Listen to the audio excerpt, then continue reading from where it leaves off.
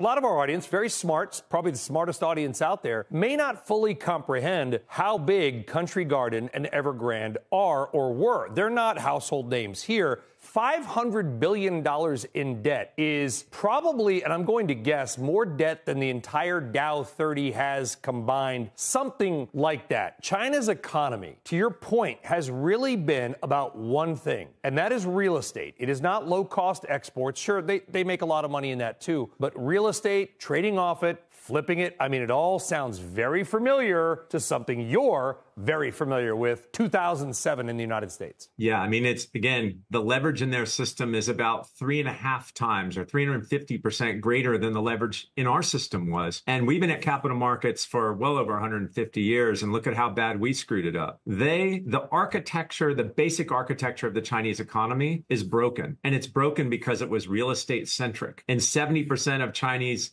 individual assets are in real estate. And real estate's down, we don't know what the number is, nobody knows, down 25, 30, 40%. And the banking system has, 30, 40% exposure and 3.5 times more leverage. So you can do all this math and realize China's in real trouble. Xi Jinping announced over the weekend that he wants to make talking about China's economy in a negative way, a national security issue. So he started wiping websites clean of negative economic data about China. I mean, when you start pointing at short sellers and eliminating data online, you know how bad it is over there. And he's in a real trouble. And back to comparing 500 billion and trying to understand the size. In the global financial crisis, the U.S. banking system lost about $800 billion, and we re-equitized it with common and preferred securities, injections of capital. We're talking about $500 billion worth of losses, or almost that much, in 2 companies, and all the rest of the developers in bankruptcy. And we haven't even talked about their banks yet. We're just talking about 2 companies losing $500 billion.